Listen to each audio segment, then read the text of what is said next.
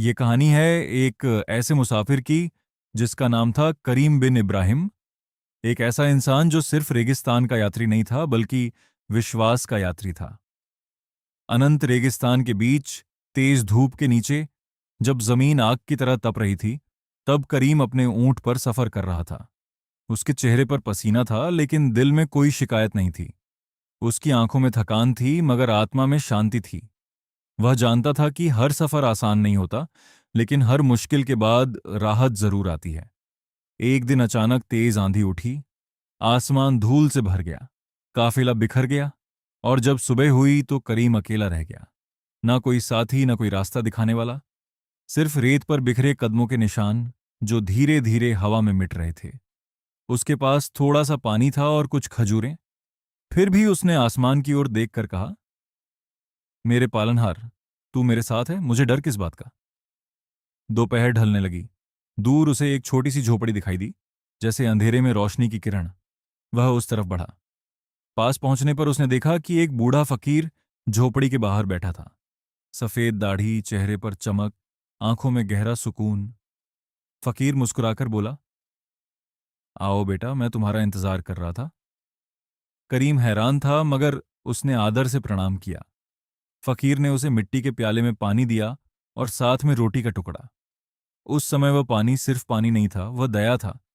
वह रोटी सिर्फ रोटी नहीं थी, वह आशीर्वाद थी। उस रात करीम ने तारों भरे आसमान के नीचे ऐसी नींद ली जैसी शायद उसने पहले कभी नहीं ली थी। सुबह जब उसकी आंख खुली तो झोपड़ी गायब थी। ना फकीर, ना झोपड़ी, सिर्फ रेत थी, और रेत पर एक कागज पड़ा था। उस पर लिखा था, जो ऊपर वाले पर भरोसा करता है उसे कभी अपमानित नहीं किया जाता। करीम के दिल में एक नई रोशनी भर गई। कुछ दिनों बाद उसे दूर एक बड़ा लश्कर दिखाई दिया।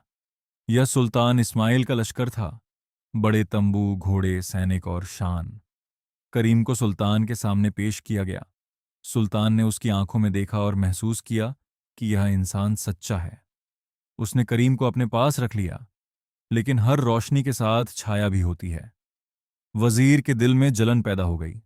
उसे पसंद नहीं आया कि एक साधारण मुसाफिर सुल्तान के करीब हो। एक रात उसने साजिश रची। एक सैनिक को बहकाकर सुल्तान का कीमती खंजर छिपाकर करीम के सामान में रख दिया गया। सुबह इल्जाम लगा। सैनिकों ने करीम को पकड़ लिया, लेकिन उसके चेहरे पर घबराहट नहीं थी।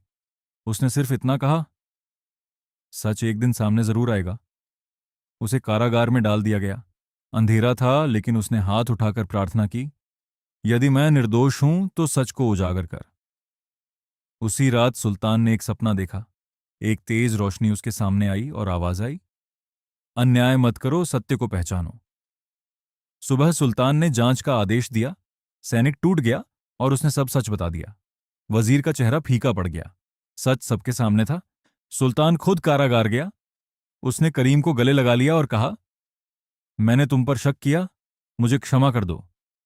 करीम ने शांत स्वर में कहा, क्षमा उस परमेश्वर से मांगो जो सबका मालिक है। उस दिन के बाद करीम ने शोहरत का रास्ता नहीं चुना। उसने गरीबों की मदद की, भूखों को रोटी दी, प्यासों को पानी दिया। वह कहता था, जो ऊपर वाले पर भरोसा करता है वह कभी अकेला नहीं होता। एक दिन जब वह फिर उसी रेगिस्तान से गुजर रहा था, उसने फिर उस बूढ़े फकीर को देखा।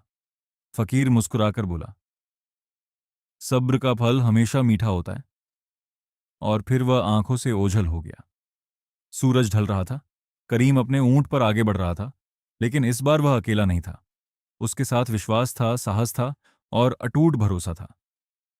अगर तुम भी जिंदगी के रेगिस्तान में कभी खुद को अकेला महसूस करो, तो याद रखना, तुम्हारी मंजिल भले दूर हो, लेकिन दया का दरवाजा कभी बंद नहीं होता।